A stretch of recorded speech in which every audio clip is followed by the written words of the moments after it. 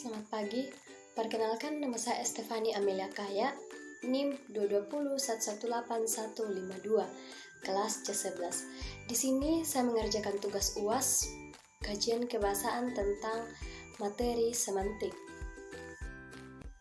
Materi semantik.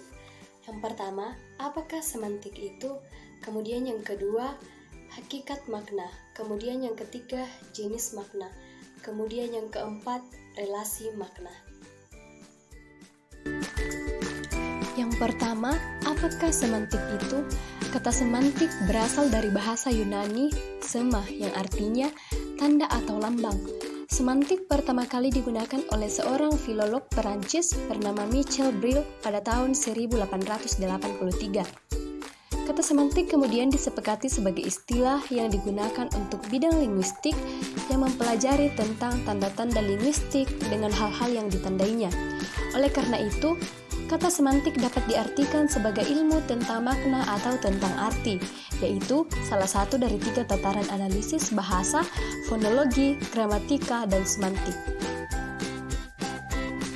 Sebuah kata, misalnya buku, terdiri atas unsur lambang bunyi, yaitu B, U, KU, dan konsep atau citra mental benda-benda atau objek yang dinamakan buku. Makna kata buku adalah konsep buku yang tersimpan dalam otak kita dan dilambangkan dengan kata buku. Digambarkan dengan garis putus-putus karena harus melalui konsep. Dengan demikian, dapat disimpulkan bahwa semantik mengkaji makna tanda bahasa, yaitu kaitan antara konsep dan tanda bahasa yang melambangkannya. Kemudian yang kedua, hakikat makna. Menurut teori yang dikembangkan dari pandangan Ferdinand de Saussure, makna adalah pengertian atau konsep yang dimiliki atau terdapat pada sebuah tanda-tanda linguistik. Menurut de Saussure, setiap tanda linguistik terdiri dari 2 unsur, yaitu 1 yang diartikan Prancis signifi, Inggris signified, dan 2 yang mengartikan Prancis signifian, Inggris signifier, yang diartikan signifi. Signified sebenarnya tidak lain daripada konsep atau makna dari sesuatu tanda bunyi. Sedangkan yang mengartikan signifian atau signifier adalah bunyi-bunyi yang terbentuk dari fonem-fonem bahasa yang bersangkutan. Dengan kata lain, setiap tanda linguistik terdiri dari unsur bunyi dan unsur makna. Tanda linguistik referen atau bunyi yang mengartikan, yang menandai intralingual, yang ditandai ekstralingual. Dalam bidang semantik, istilah yang biasa digunakan untuk tanda linguistik itu adalah leksem, yang lazim didefinisikan sebagai kata atau frase yang merupakan satuan bermakna. Sedangkan istilah kata yang lazim didefinisikan sebagai satuan bahasa yang dapat berdiri sendiri, yang dapat terjadi dari morfem tunggal atau gabungan morfem, adalah istilah dalam bidang gramatika. Dalam makalah ini, kedua istilah itu dianggap memiliki pengertian yang sama. Kemudian yang ketiga, jenis makna. Menurut Chair 1994, makna dapat dibedakan berdasarkan beberapa kriteria dan sudut pandang. Berdasarkan jenis semantiknya, dapat dibedakan antara A. Makna leksikal dan makna gramatikal. Makna leksikal dapat diartikan sebagai makna yang bersifat leksikon, bersifat leksem, atau bersifat kata. Dapat pula dikatakan, makna leksikal adalah makna yang sesuai dengan referennya, makna yang sesuai dengan hasil observasi alat indera, atau makna yang sungguh-sungguh nyata dalam kehidupan kita. Makna gramatikal ini adalah makna yang hadir sebagai akibat adanya proses gramatika seperti proses afiksasi, proses reduplikasi, dan proses komposisi. B. Makna referensial dan non-referensial. Kata itu mempunyai referen, yaitu sesuatu di luar bahasa yang diacu oleh kata itu. Maka kata tersebut disebut kata bermakna referensial.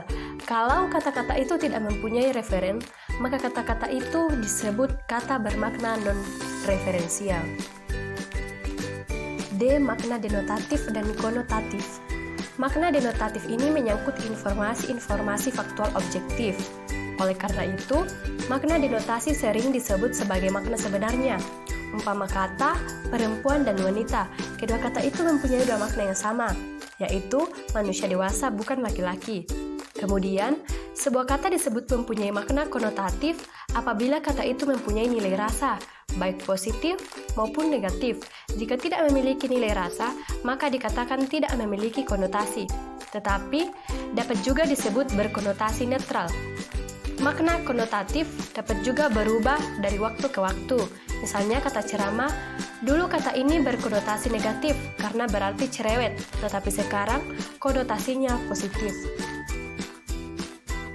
D. Makna kata dan makna istilah. Setiap kata atau leksem memiliki makna, namun dalam penggunaannya, makna kata itu baru menjadi jelas kalau kata itu sudah berada di dalam konteks kalimatnya atau konteks situasinya. Berbeda dengan kata, istilah mempunyai makna yang jelas, yang pasti, yang tidak meragukan, meskipun tanpa konteks kalimat. Oleh karena itu, sering dikatakan bahwa istilah itu bebas konteks. Perbedaan antara makna kata dan istilah dapat dilihat dari contoh berikut. Pertama, tangannya luka kena pecahan kaca. Kedua, lengannya luka kena pecahan kaca. Kata tangan dan lengan pada kedua kalimat di atas adalah bersinonim atau bermakna sama. E. Makna konseptual dan makna asosiatif. Makna konseptual adalah makna yang dimiliki oleh sebuah leksem, terlepas dari konteks atau asosiasi apapun. Kata kuda memiliki makna konseptual, sejenis binatang yang berkaki empat yang biasa dikendarai. Jadi makna konseptual sesungguhnya sama saja dengan makna leksikal, makna denotatif, dan makna referensial.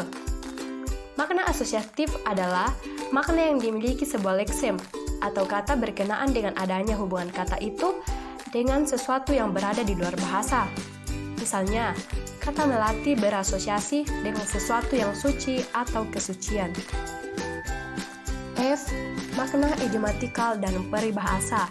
Idiom adalah satuan ujaran yang maknanya tidak dapat diramalkan dari makna unsur-unsurnya, baik secara leksikal maupun secara gramatikal.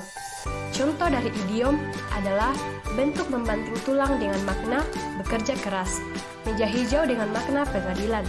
Berbeda dengan idiom, peribahasa memiliki makna yang masih dapat ditelusuri atau dilacak dari makna unsur-unsurnya karena adanya asosiasi antara makna asli dengan makna sebagai peribahasa. Umpamanya, peribahasa seperti anjing dengan kucing yang bermakna dikatakan ihwal dua orang yang tidak pernah akur. G. Makna kias. Arti kiasan digunakan sebagai oposisi dari arti sebenarnya. Oleh karena itu, semua bentuk bahasa, baik kata, frase, atau kalimat yang tidak merujuk pada arti sebenarnya atau arti leksikal, arti konseptual, atau arti denotatif disebut mempunyai arti kiasan. Jadi, bentuk-bentuk seperti putri malam dalam arti bulan, raja siang dalam arti matahari. Kemudian yang keempat atau yang terakhir, relasi makna. Disebut relasi makna. Relasi makna dapat berwujud macam-macam. Berikut ini diuraikan beberapa wujud relasi makna. Yang pertama, sinonimi. Yang kedua, antonimi dan oposisi. Yang ketiga, homonimi, homofoni, dan homografi. Yang keempat, hiponimi dan hipernimi. Yang kelima, polisemi. Yang keenam, ambiguitas. Yang ketujuh, redundansi. Yang kedelapan, meronimi. Yang kesembilan, makna asosiatif. Yang kesepuluh, makna afektif. Yang kesebelas, makna etimologis.